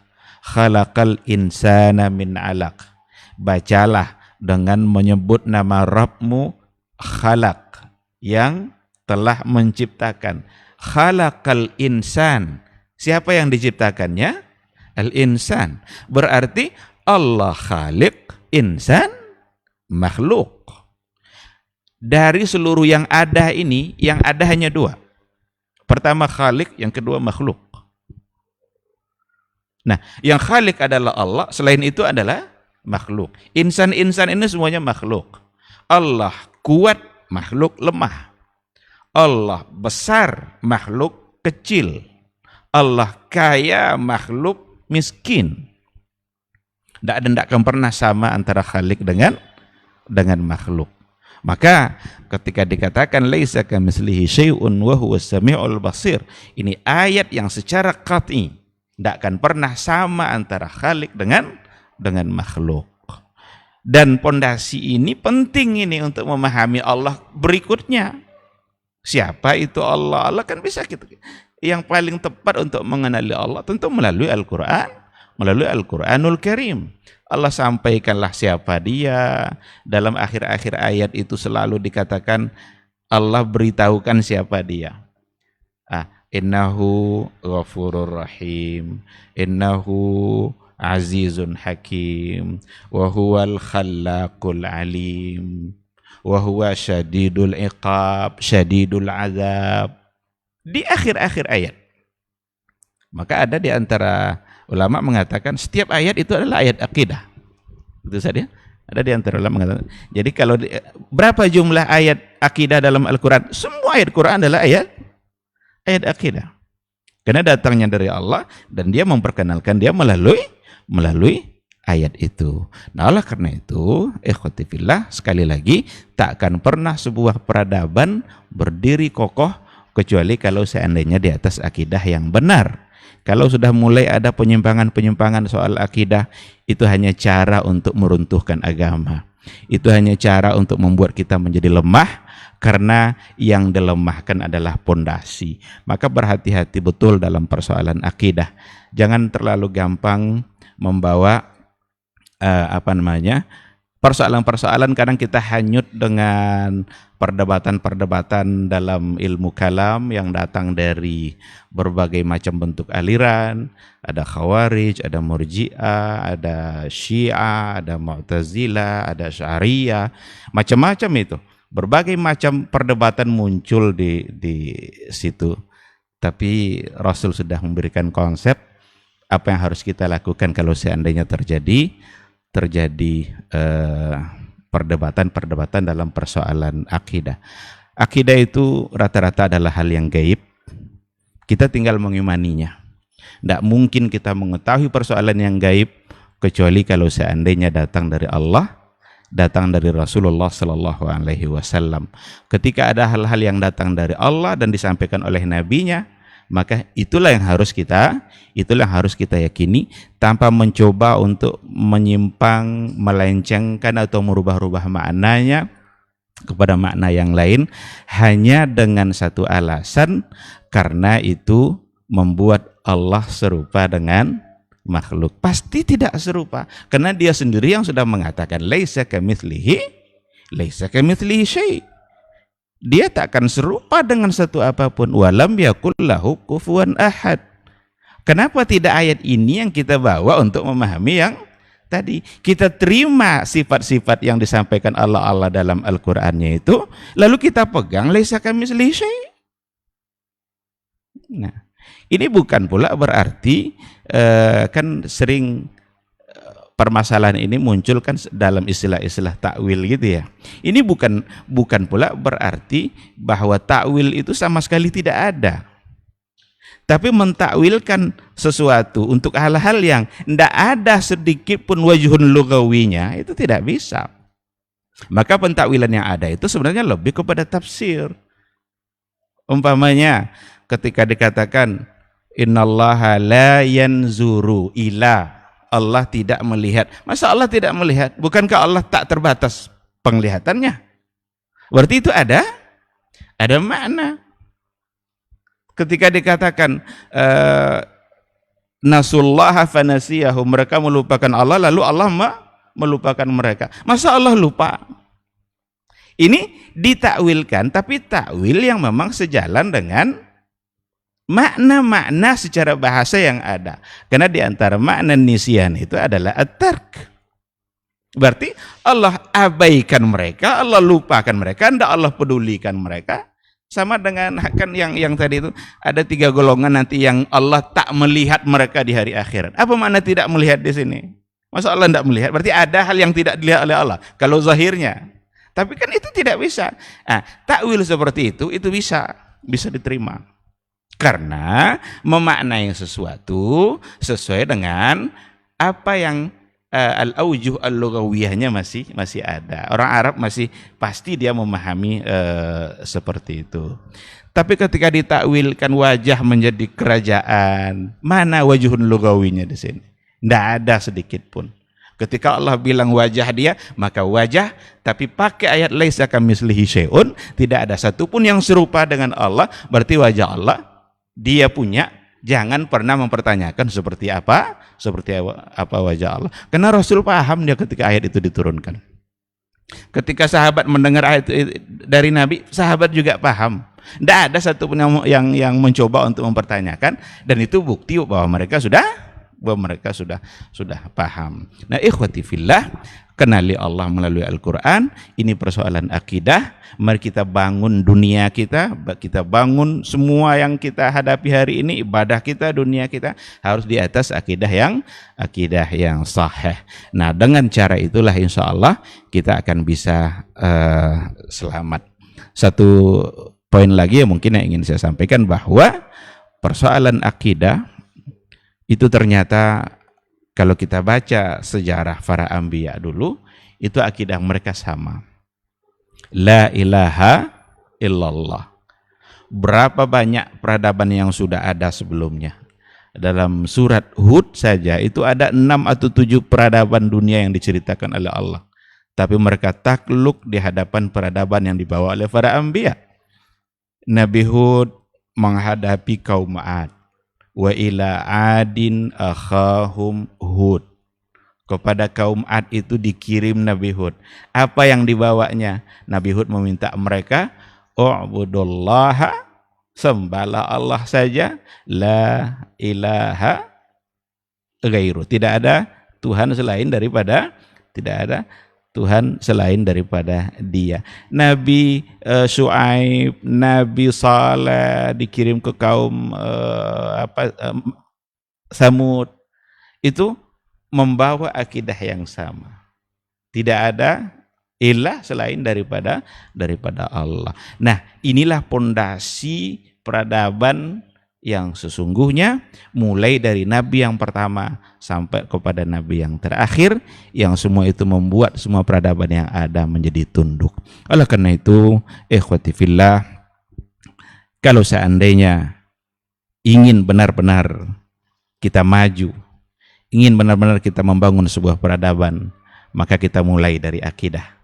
kita benarkan akidah kita. Pendidikan kita harus berbasiskan kepada akidah. Dulu Nabi meminta Muaz untuk pergi ke Yaman, ajar orang Yaman itu. Yang pertama sekali yang diminta untuk diajarkan oleh Nabi adalah akidah. Ajarkan mereka, suruh mereka untuk bersaksi tidak ada ilah selain Allah dan Nabi Muhammad adalah utusan Allah. Ketika itu sudah mereka terima, mereka yakini, barulah ajarkan mereka hal-hal yang lain. Ini mungkin yang perlu atau yang bisa saya sampaikan dalam mukaddimah kita pada pagi hari ini sebelum kita bertanya jawab. Terima kasih. Assalamualaikum warahmatullahi wabarakatuh.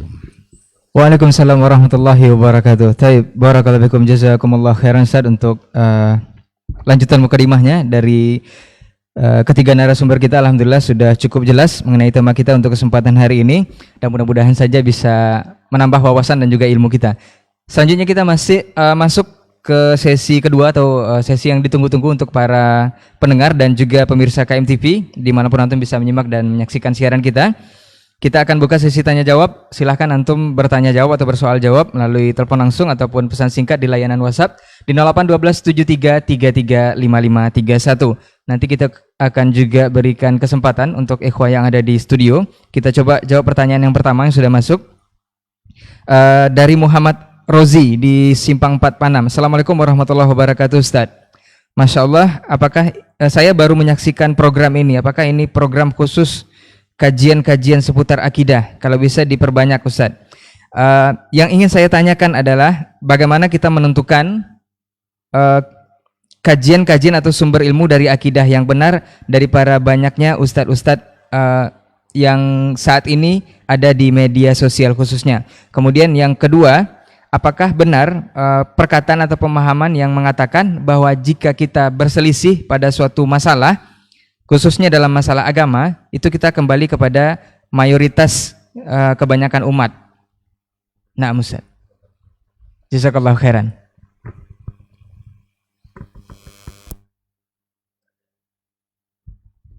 Bismillah wassalatu wassalamu ala Rasulillah wa ala alihi wa sahbihi wa mawala wa ba'du. Akhi yang bertanya, kalau saya tidak salah tangkap tadi, Muhammad Razi, apakah di saat terjadi ikhtilaful ummah atau ikhtilaful a'immah, fama mauqiful ummah? Ini sudah bukan masalah ikhtilaf lagi, bahwasanya bila terjadi ikhtilaf kembali kepada dalil. Karena perkataan ulama bukan dalil. Qaulul alim la yustadallu bihi walakin yustadallu lahu. Perkataan ulama itu tidak dijadikan dalil tetapi mesti dicarikan dalil. Al-Quranul Karim menyebutkan pertama kita disuruh taat pada Allah, taat pada Rasulullah SAW, dan ini ketaatan pada Allah dan Rasul mutlak tanpa syarat. Sedangkan taat kepada ulil amri itu kan bukan Rasul. Sebagian besarnya di masa Nabi memang Rasul, tapi setelahnya kan bukan Rasul alaihi salatu wassalam. Ulil amri karena asalnya ayat ini turun pada umara'ul jaish. Orang-orang Arab dulu tak biasa dipimpin oleh satu pemimpin kecuali sukunya, kepala sukunya.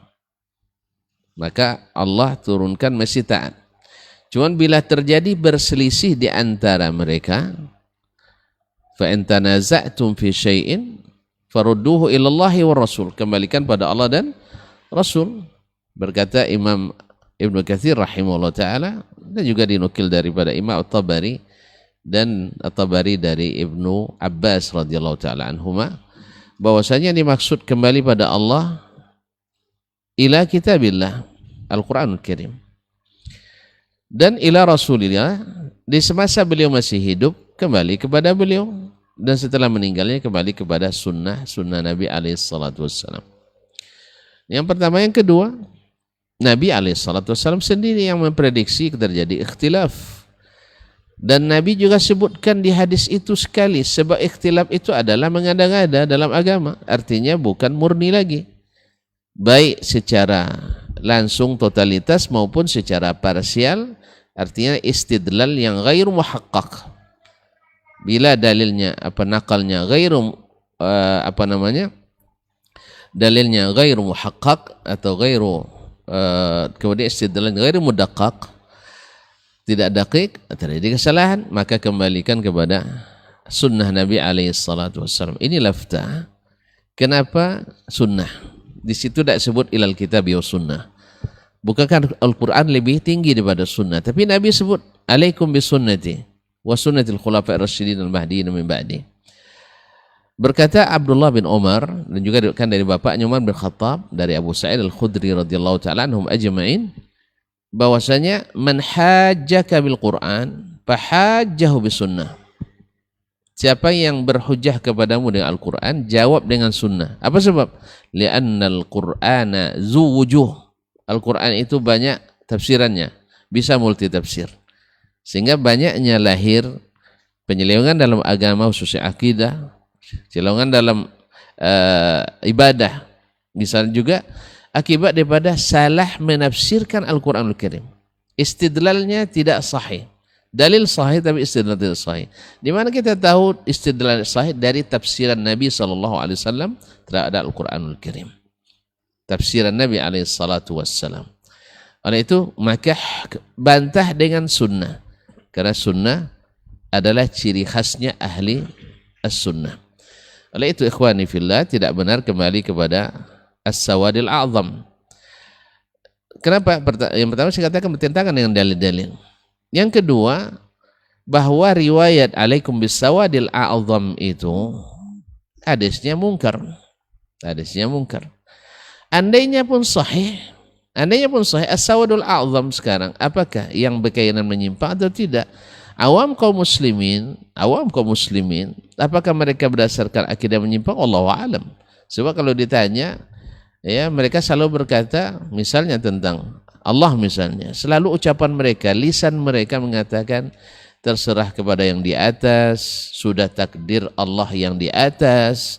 Tidak pernah mereka mengatakan Allah di mana, takdir yang di mana-mana atau takdir yang tidak bertempat. Ya, Ustaz, selalu takdir yang di atas.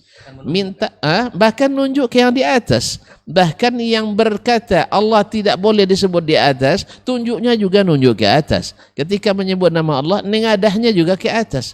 Fitrahnya benar, tapi lisannya sudah tidak benar. Dan sunnah semuanya seperti Ustaz Ilmi bilang tadi, ada 2000 dalil ya Ustaz ya. Ustaz ya tadi ada 2000 dalil disebutkan oleh Ibnu Qayyim rahimahullah taala yang mengatakan itu.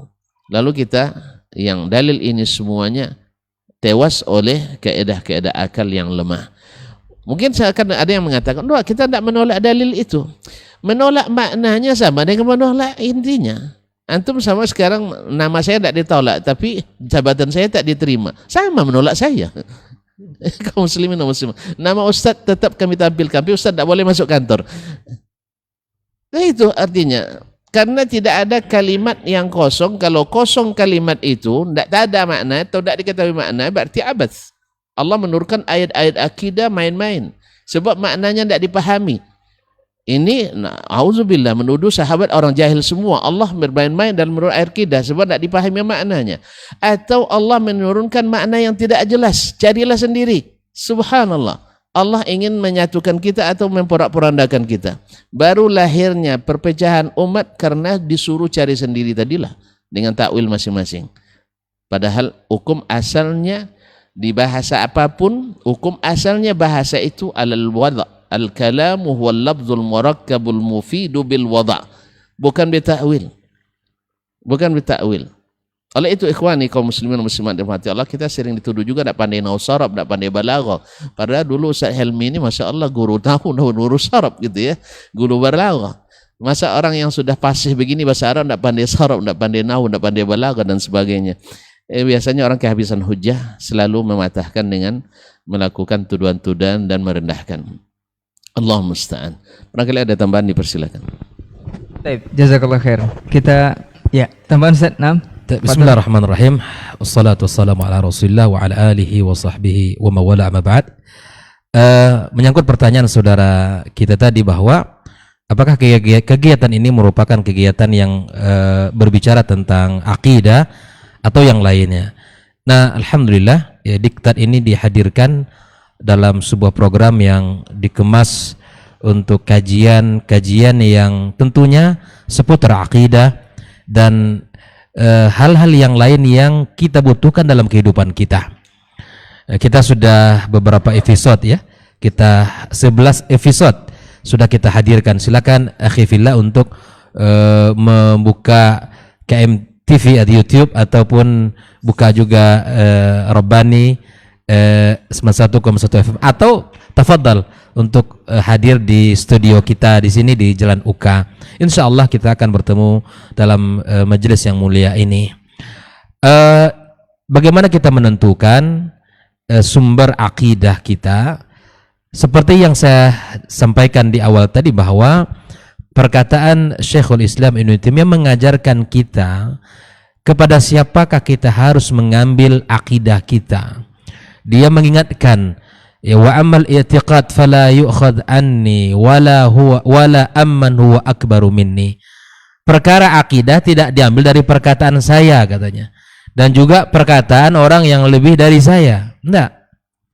Bal yu'khad anillahi wa rasulihi sallallahu alaihi wasallam wa ma ajma' alaihi salaful ummah. Itu akhi. Dia gampang untuk mengetahui ini akidahnya benar atau tidak. Tanyakan kepadanya. Bicara tentang ini, mana dalilnya? Mana Allah yang berfirman tentang keyakinan ini? Mana hadis Nabi sallallahu alaihi wasallam yang menyebutkan tentang perkara ini?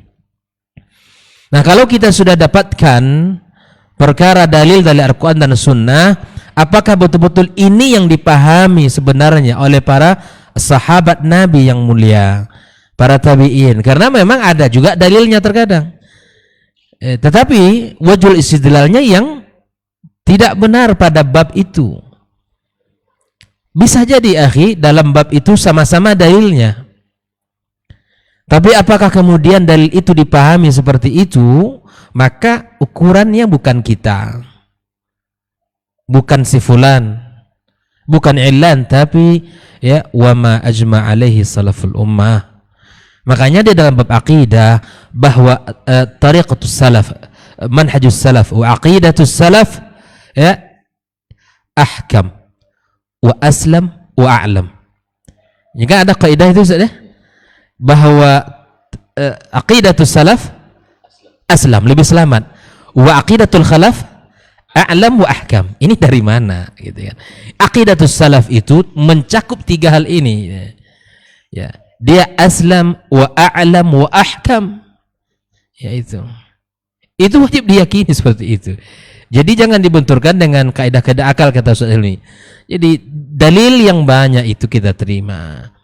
Jadi mudah sekali akhi fillah untuk mencari sumber akidah kita, yaitu Al-Quranul Karim dan hadis-hadis Rasulullah sallallahu alaihi wasallam yang telah dijamin oleh Nabi kita, taraktu fikum amraini ma in tamassaktum bihima lan tadillu abada. Pegang baik-baik dua hal yang Nabi tinggalkannya. Nabi katakan ini, lan tadillu abada, tidak akan pernah kalian tersesat. Ya, ini dipahami dengan pemahaman yang benar. Oleh itu akhi fillah, tafadhal ya kita untuk datang dan silaturahim kita di studio ini, dan kita saling berbagi dalam kebaikan insyaallah taala. Jadi kalau kita ingin mengetahui, maka lihatlah apa yang disampaikan oleh Syekhul Islam Ibnu Taimiyah tadi, wa ma fama kana fil Qur'ani wajaba i'tiqaduhu. Apa yang terdapat di dalam Al-Qur'an wajib kita yakini. Ya, wa ma thabata fil ahadits sahihah, ya, dan apa yang juga terdapat dalam hadis yang sahih juga wajib kita yakini. Wallahu taala a'lam. Baik, jazakallah khairan Ustaz untuk tambahannya dari jawaban dari pertanyaan akhi kita Muhammad Rozi di seputaran Simpang 456. Kita lanjut ke pertanyaan berikutnya dari 08387526 sekian. Assalamualaikum warahmatullahi wabarakatuh Ustaz. Ustaz mau bertanya seputar tema kita hari ini, peradaban dengan akidah yang benar. Yang saya ingin tanyakan adalah Ustadz, bahwa sebuah peradaban ataupun akidah yang benar kita akan mengetahuinya dari ilmu yang benar juga, atau dari proses menuntut ilmu. Yang ingin saya tanyakan lebih detail, apakah boleh kita, ini yang lagi viral Ustadz, apakah boleh kita menyekolahkan atau memasukkan anak ke pondok-pondok pesantren yang bermanhaj atau berakidah sesuai dengan Ahlussunnah wal Jamaah, atau selain itu? Karena ada yang mengatakan kalau memasukkan anak ke pesantren yang berakidah salaf itu haram hukumnya. Jadi masukkan anak ke pesantren-pesantren yang umum saja. Ini seperti apa Ustaz? Nah.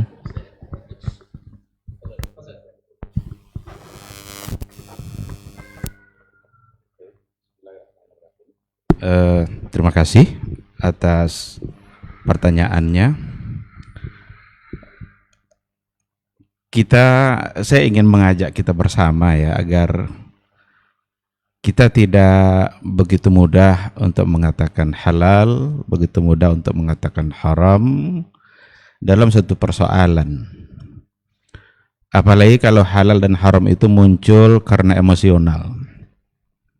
Sesuatu yang mungkin karena ada terjadi perdebatan-perdebatan dengan orang lain, lalu tidak suka dengan lawan berdebatnya, lalu kemudian dibuatkan hukum haram untuk sesuatu yang itu tidak pasti haram.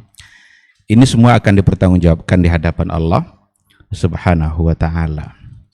Tapi saya yakin masyarakat sudah cerdas. Masyarakat sudah akan bisa menilai, karena selama ini mereka juga sudah mengetahui, dan sudah semakin banyak orang tahu mana yang hak, mana yang batil.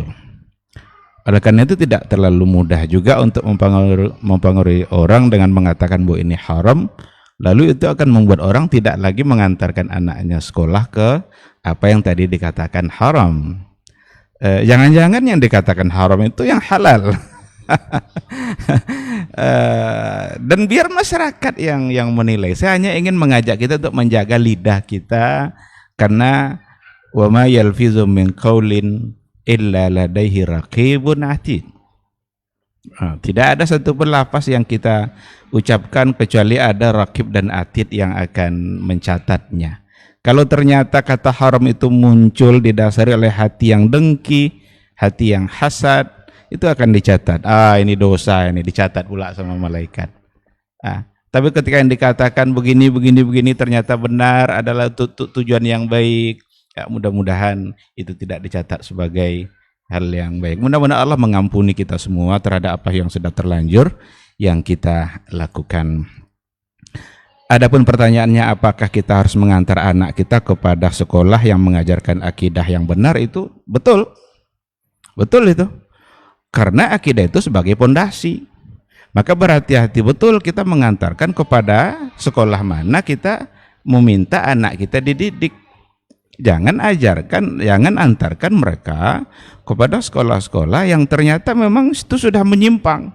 Tahu kita itu punya orang Syiah umpamanya, kita antar mereka kepada sekolah itu. Tahu kita itu sekolah liberal umpamanya, yang hanya cenderung mengedepankan akal bebas untuk memahami agama umpamanya, jangan antarkan ke situ, karena anak masih kecil, dia nanti tergantung kepada apa yang diisi. Cuma sekarang ini banyak orang yang mengaku-ngaku dia yang benar. Kullun yadda'i waslan li Laila wa Laila la tuqirru lahu bidzaka. Semua orang menganggap dia itu adalah orang yang dekat dengan Laila, ingin mendapatkan Laila. Semua orang ngaku-ngaku, Laila untuk saya tuh. Tapi Laila sendiri tidak ngaku kalau. Ini yang banyak sekarang ini. Oleh karena itu, di saat banyaknya orang mengaku-ngaku tadi itu, caranya tak lain seperti yang dikatakan oleh Dr. Hidayatullah tadi, Dr. Dasman tadi. Pilih mana yang benar-benar sesuai atau setidaknya mendekati kepada apa Al-Qur'an yang dikatakan oleh Al-Qur'an dan Sunnah. Untuk itu perlu banyak belajar. Tidak ada waktu sekarang ini lagi kecuali untuk belajar. Habiskan waktu kita untuk belajar akidah agar kita tahu mana sekolah yang benar. Bahkan untuk menengok sekolah itu pantas tidak saya antarkan anaknya, pertama sekali tengok apa konsep akidah yang mereka ajarkan. Sesuai tidak dengan Quran dan Sunnah.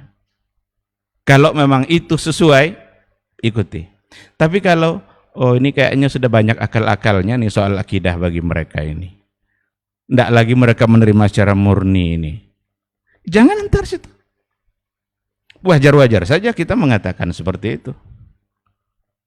Nah, jadi sekali lagi, di saat banyak orang yang mengklaim bahwa mereka lah yang benar, caranya tidak lain dan tidak bukan farudduhu ilallahi wa rasuli. Kembalikan kepada Allah, kepada Al-Quran, dan kepada Rasul, sesuai dengan apa yang dipahami dulu oleh para sahabat. Ini ungkapan-ungkapan seperti ini kadang dianggap juga ini klaim. Oh, berarti tidak perlu lagi ulama langsung kepada Quran. Apa kita langsung paham Quran? Ini orang yang gagal paham. Ketika dikatakan bahwa kembali kepada Al-Quran dan Sunnah, bukan berarti kita tidak kembali kepada apa yang dipahami oleh para ulama. Karena mereka para ulama yang sudah lebih dulu dari kita memahami Al-Quran. Cuma para ulama kan berbeda juga. Nah, ini lagi. Ada hal-hal yang mendasar sebenarnya dalam persoalan ini yang perlu kita kita dalami secara baik ya. Kalau tadi dikatakan bahwa perkataan ulama bukanlah dalil, tapi perkataan mereka sesuatu yang perlu dicarikan dalilnya. Mari sama-sama kita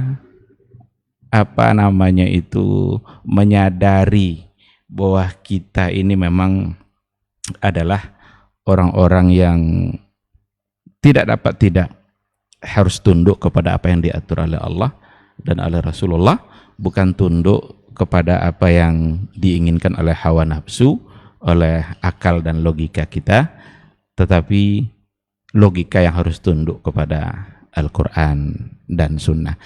Dan ini bukan pula berarti bahwa kita tidak memerlukan akal. Jadi ketika dikatakan umpamanya jangan gunakan kaidah-kaidah akal dalam memahami Rabb, oh kalau gitu tidak perlu akal, ini lagi-lagi gagal. Jadi banyak kali gagal paham yang terjadi pada zaman sekarang ini ketika kita semakin jauh dari Al-Quran dan Sunnah Rasulullah Sallallahu Alaihi Wasallam. Saya kira itu. Terima kasih. Ada tambahan Ustaz? Jazakallah khairan Ustaz untuk jawabannya. Ini dari Rama Ustaz, dari Pekanbaru. Kita ke pertanyaan selanjutnya. Dari Ikhwan Studio ada pertanyaan? Fadal? Pas dulu. Nah, kita lanjut ke pertanyaan berikutnya Ustaz. Dari Rama di Pekanbaru. Assalamualaikum warahmatullahi wabarakatuh Ustaz. Izin bertanya Ustaz mengenai hukum ini Ustaz. Ada yang mengatakan kalau kita sholat di depan imam yang berakidah, ini lagi-lagi tuduhan Ustaz ya, berakidah Wahabi, itu sholatnya bisa makruh Ustaz. Lebih baik disarankan untuk kita sholat sendiri saja. Ini seperti apa hukumnya? Apakah ini benar atau ada penjelasan secara Ustaz? Jazakallah khair. Bismillah wassalatu wassalamu ala Rasulillah wa ala alihi wa sahbihi wa mawala wa ba'du.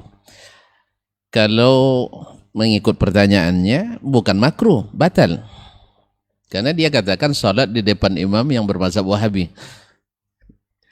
Salat di depan imam dimanapun batal. Walaupun siapapun imamnya, sekalipun imamnya waktu itu Rasulullah SAW.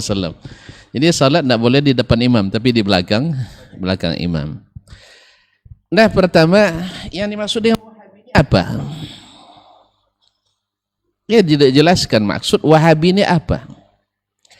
Kalau yang dimaksud Wahabi adalah orang-orang yang sesat, yang jauh dari Al-Quran dan Sunnah dan dari pemahaman as-salafus salih min hazil ummah, atau berpaham Khawarij ya, seperti Abdul Wahab bin Rustum, itu kita katakan jangan sholat di belakangnya ya, jangan sholat di belakangnya, karena sholat di belakang yang imam yang lebih benar itu lebih baik, dan bahkan ada yang mungkin tidak buat desah sholat di belakangnya apabila mereka memang tidak keluar dari Islam, karena sebagian bid'ah itu membuat pelakunya keluar dari Islam, seperti Ghulatur Rafidhah Gulat ar-Rafidhah. Tapi kalau maksudnya adalah Wahabi, yang dimaksud adalah yang mengikut Syekh Muhammad bin Abdul Wahab, saya katakan bukan makruh, bahasa sunat muakkad malah bahkan mesti diikuti. Karena yang disebut dengan makna ini Wahabi adalah konsep akidahnya Al-Quran dan Sunnah mengikut as-salafus salih, tanpa ada ta'wil, tanpa ada ta'til, tanpa tashbih, tanpa tamthil. Ini akidahnya. Jadi akidah inilah yang lurus. Kemudian kalau beribadahnya tidak mau menambah modifikasi, kreasi dan modifikasi. Sebab apa? Karena Nabi sudah cukup memberikan ibadah yang diinginkan Allah dari kita. Apapun ibadah yang ingin Allah inginkan sudah cukup. Dalam hadis dari Abu Daud sudah sebutkan, apapun yang Allah perintahkan kalian lakukan, saya sudah perintahkan. Apapun yang Allah larang kalian lakukan, Allah sudah larang. Oh, tapi kan mikrofon tidak ada zaman Nabi bid'ah. Berarti antum gagal paham lagi gitu ya. Saya katakan mikrofon ini sunnah, bukan bid'ah. Sebab Nabi katakan antum a'lamu bi umuri dunyakum. Jadi seluruh masalah duniawi, seluruh yang baru itu adalah sunnah Nabi SAW. Apa sebab? Nabi bukakan pintunya. Bahkan Allah sudah rekomendasikan, wal khayla wal bighala wal hamira litarkabuha wa zina wa yakhluqu ma la ta'lamun. Dan Allah ciptakan bagi kalian khayl, kuda, kemudian hamir, abghal, kemudian bagal, peranakan kuda dengan keledai, wal hamir, dan keledai untuk kalian jadikan kendaraan dan menjadi perhiasan. Dan Allah akan ciptakan lagi kendaraan-kendaraan lain yang belum kalian ketahui. Dalam hadis riwayat Al-Hakim At-Tirmizi dengan sanad hasan insyaallah taala, Nabi menyebutkan akan datang zamannya umatku menaik kendaraan dari dalam. Berarti seperti mobil, bemo, bajai, pesawat, jet dan sebagainya. Kita kendaraan dari mana? Dari dalam. Berarti ini sudah sunnah Nabi. Cuman tuan-tuan lambat aja memahami, itu masalahnya. Jadi sehingga dikatakan ini sebagai bid'ah. Enggak, itu sunnah. Karena antum a'lamu bi umuri dunyakum. Oleh itulah para ulama menyebutkan al-aslu fil muamalat al-ibahah. Al-aslu fil asya' al-ibahah. Hukum segala sesuatu yang sifatnya duniawi itu adalah ibahah. Illa ma dalla dalilu ala khilafih. Kecuali ada dalil yang berbeda dengannya. Makanya kalau ada yang mengharamkan sekolah seperti tadi, tanya apa dalilnya. Sebab hukum asalnya boleh sekolah di mana saja. Tapi kalau ditanya tentang tentang ibadah, ada yang menyuruh, tanya dalilnya, ada dalil menyuruh atau tidak? Karena hukum asalnya ibadah tak boleh, karena sudah lengkap. Karena kita beribadah seperti yang Allah inginkan, bukan seperti yang kita inginkan. Sebab Nabi sendiri disuruh ikut yang diwahyukan, tak boleh ikut keinginan orang yang tidak berilmu. Ya ayuhan nabi, ya ayuhan rasul, ittabi' ma yuha ilaika min rabbik wa la tattabi' ahwa alladzina la ya'lamun. Wahai rasul, ikutlah apa yang diwahyukan kepadamu dari Rabbmu, jangan ikut keinginan orang-orang yang tidak berilmu. Oleh itu, maka apa pertanyaan tadi? Salat di belakang imam yang Wahabi lebih afdal daripada salat yang bukan Wahabi. Dari yang makna ini, yaitu bila misalnya tanda-tanda Wahabi kan banyak disebutkan sekarang, misalnya tidak mau pakai akal katanya. Ya mana pula ada orang kalau nak pakai akal tidak sah salatnya Ustaz ya. Karena wajib syar'i itu manutun bil akal, tidak mungkin tidak berakal. Cuman akalnya masih original katanya, belum pernah dipakai. Baguslah daripada akal yang sudah teruk, akal yang sudah banyak rusak, lebih baik yang masih ori gitu. Kaum muslimin dan muslimat, tidak ada kita yang tidak menggunakan akal. Cuman ada yang tahu menggunakan akal sesuai dengan katalog, ada yang main hantam saja sehingga akalnya rusak. Antum punya mobil tak pakai katalog, ya yang mobilnya bensin masuk nanti solar. Anak lelah juga dekles, tidak mau dia. Atau misalnya motor antum pakai oli samping, tapi tak diisi-isi. Atau yang tak pakai alif samping dibikin alif samping. Dan mesti tidak campur bikin campur, tidak masuk. Oleh itu makanya akal orang Ahlus Sunnah wal Jamaah itu adalah original memang, tidak dirusak. Tidak dirusak dengan yang lain. Makanya digunakan menurut katalog yang Allah tentukan, bahwa wahyu lebih hebat dari akal. Maka ketika berhadapan wahyu dengan akal, akal harus mengalah. Jangan dikalahkan wahyu dengan akal. Berarti nanti teruk akal ini, dipaksakan masuk. Alhamdulillah akal ahli sunnah itu lebih luas. Sebab apa? Dia bisa menerima semua wahyu. Akal yang bukan ahli sunnah sempit. Sebab sehingga sebagian diterima, sebagian ditolak. Ahli sunnah wal jamaah, alhamdulillah akalnya luas. Sejak zaman Nabi lagi sampai hari ini, akal ahli sunnah itu luas. Semuanya masuk akal. Tidak ada yang tidak masuk akal. Tapi yang ahli bid'ah, banyak yang tak masuk akal. Apa sebab? Karena sudah banyak rusaknya, sudah banyak isi yang macam-macam, sehingga terjadi kontradiktif di dalamnya. Alhamdulillah, seperti kata kalau tadi Sa'ilmi mengatakan laisa kamitslihi syai'un, ini bisa dibawakan kepada semua sifat. Kita katakan laisa kamitslihi syai'un, laisa kamitsli nuzulihi nuzulun, wa laisa kamitsli basarihi basarun, wa laisa kamitsli ilmihi ilmun, wa laisa kamitsli qudumihi qudumun, wa laisa kamitsli maji'ihi maji'un, wa laisa kamitsli istiwa'i istiwa'un, wa laisa kamitsli dahikihi dahikun, wa laisa kamitsli yadihi yadun. Selesai masalah semuanya. Sehingga tidak ada yang ditolak dan tidak ada tasbih dan tajsim. Cuman masalahnya tadi masuk sebelum wahyu masuk rumus-rumus yang disalin dari Ocu Aristoteles, ya, lalu dimodifikasi menjadi filsafat Islami namanya. Sama dengan orang yang mengatakan ada musik Islami semacam itu. Oleh sebab itu ikhwani fillah, kalau yang dimaksud adalah Wahabi yang seperti ini, insya Allah tidak makruh solatnya, tapi dianjurkan karena mereka menerapkan sunnah Nabi alaihissalatu wassalam. Tapi kalau maksudnya yang suka ngapirkan orang dengan sembarangan, ini kalau dimaksudkan Syekh Muhammad Ibn Wahab yang suka sembarangan mengapirkan orang, ini dusta, dusta, dan dusta. Karena bukunya silakan dibaca. Kalaupun nanti ada ungkapannya yang dipahami seperti itu penyimpangan pemahaman. Karena diambil dari orang yang memusuhi beliau memahaminya. Sehingga perkataan saya sendiri, kalau yang suka akan ditafsirkan dengan tafsir yang benar. Tapi kalau tidak suka bisa nanti ditafsirkan dengan yang lain-lain. Oleh sebab itu, maka kalau itu yang dimaksud Wahabi, tak zikir bersama, tidak bertagawul istighasan, tidak salawatan dan sebagainya. Ya, istighasah ada, salawat ada, tapi tidak istighasahan dan sebagainya, tidak haulan dan sebagainya. Kalau itu maksudnya bukan makruh, tapi justru dianjurkan. Dan anehnya nanti kaum muslimin kalau ini dipakai oleh Ahlus Sunnah di Indonesia, nanti naik haji dan umroh payah mereka. Nanti meragu-ragukan sah tidak solat kami di belakang Wahabi, karena imamnya semua itu Wahabi. Dan kira-kira kalau sempat diundang misalnya Syekh Sudais ya, ke masjid kita di Riau ini, apakah Masjid Raya An-Nur atau Masjid Islamic Center atau di Rahul dan sebagainya, kira-kira mau tidak mereka melihat Syekh Sudais jadi imam ya? Kalau tidak, kira-kira apa tanggapan kita? Kalau boleh, kira-kira mereka solat diulang kembali atau tidak?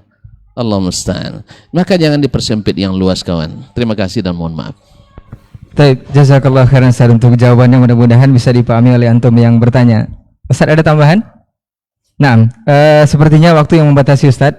Seperti kata Ustaz tadi, kita cukupkan untuk hari ini, dan pertanyaan-pertanyaan yang banyak masuk nanti kita akan jawab di pertemuan selanjutnya. Baik, jazakallah khairan untuk perhatian antum semua yang sudah menyaksikan lewat laman KMTV dan berbagai channel dakwah yang insya Allah bekerja sama untuk berkontribusi menyebarluaskan dakwah di kesempatan hari ini, juga yang mendengarkan melalui Radio Robani 91,1 FM. Apa untuk semua salah kata dan khilaf bicara, kita tutup dengan doa kafaratul majlis. Subhanakallahumma wa bihamdika asyhadu an la ilaha illa anta astaghfiruka wa atubu ilaik. Assalamualaikum warahmatullahi wabarakatuh.